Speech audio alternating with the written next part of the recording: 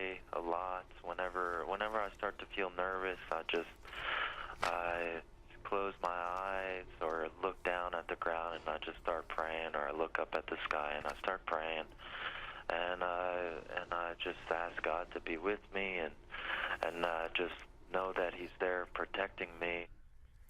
And one of my old congressional colleagues who has returned to the House of Representatives from the state of Arizona, Matt Salmon, paid a trip to Mexico over the weekend. Congressman Matt Salmon of Arizona, thanks so much for spending some time with us on America's Forum. We really appreciate it. Oh, happy to join you, JD. It's always good to be on with you. Matt, the deal is this Marine has been in a Mexican jail since March 31st. Why on earth is the U.S. dragging its feet? Well, there's no good reason, JD, and I think one call from the president or John Kerry would probably take care of it. And I've been kind of watching in horror. I mean, here's a young man from Florida who's been diagnosed with post-traumatic stress disorder that crossed the country to go to San Diego and get his treatment. He inadvertently made a wrong turn. He had all of his belongings in his car. It wasn't just as if he had the guns only. He had all of his belongings in the car. And he was basically a victim of circumstance. And I expected our government to do the right thing. And watching and sitting and watching and sitting and watching, I finally got fed up and decided I'd go myself. And so I went to Tijuana on Saturday, and I went into the prison, and I met with them. I talked with the prison officials. I've spoken with our folks from the State Department on numerous occasions. I've spoken to Ambassador Medina Mora, the ambassador from Mexico to the United States, now twice. I spoke to him yesterday again, made a very impassioned plea for them to move this along quickly. And JD, I'm actually feeling pretty good that I think that something positive will happen in the next short while. But he shouldn't have been languishing there for so long. This is the second prison that he's been in. The first one, from what I understand, was not a good experience at all for him. I mean, not that any prison is, but, they were not good to him in that prison, treated him badly according to his reports. And he's now in a much nicer place, vastly nicer place.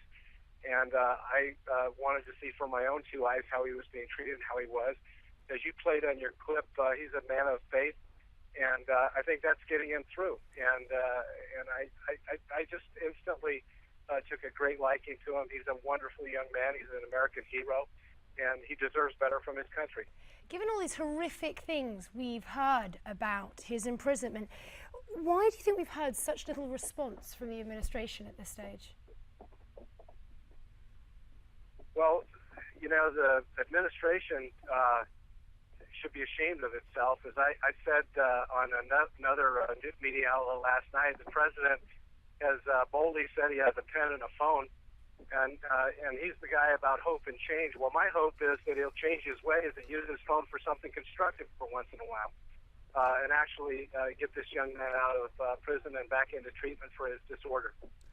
So, Matt, as a United States congressman traveling overseas, as a member of the House Committee on Foreign Affairs, you and I both know when we leave this country, there's a certain protocol. Mexican diplomats keep their eye on what you're doing. Ostensibly, if there were any buzz about the administration working quietly behind the scenes, the Mexican government, I believe, would have intimated that to you, if not just told you outright. And they did not. Nothing at all. Not. I don't know. And in my conversations, with the folks from the consulate, American consulate in Tijuana, I believe that they're actively engaged. I do. They were the ones that accommodated me on the trip, and I think that they're as good a public servants as exists. But it's going to take somebody higher up the food chain, much higher, to make this happen. And while I think that they're doing everything they can to look out for his best interest, I believe that Obama is comfortable to sit on his duff and do nothing. And John Kerry, who has said that one of the most important international issues, crises of the day is global warming, is not doing a darn thing to help this young man. And I'm very, very frustrated. because if they would get engaged, I believe it would make a difference immediately. Let's go back to the conditions in which you found Sgt Tamaran, Matt. You say that over the weekend he was in good spirits, and as Mexican prisons go, he's in a much better place than he was. What do you think is responsible for that? The reporting of the news media? Your visit there? Did he tell you that the Go ahead. JD, he was moved to that facility. I can't take credit for that. I think that maybe some of, they always say that sunlight is the best disinfectant, and I think some of the sunlight that's been shed on this, and he was not treated well at that first prison, and it's overcrowded, and he was frightened, and he was not treated good at all, and that's an understatement. At this prison, he's being treated very well. I can attest to that. And this prison is a brand new prison, JD. It's about a year old. And honestly, you and I visited the inside of prisons in our capacity, in our elected capacity before. This prison is better by standards than most U.S. prisons. It was built in part with U.S. money under the Merida Initiative. And it's a brand new facility in Tecate, and I believe he's being treated well there, and that's a good thing. I'm happy to say that I met with the head of the prison, and I did ask him when's the last time he saw a psychiatrist, and he hasn't seen a psychiatrist. Here's a young man that's being treated for post-traumatic stress disorder. He needs to see a psychiatrist. He needs the help. And so I did make that demand, and they promised me that would happen, forthwith. Now and so I'm counting on that.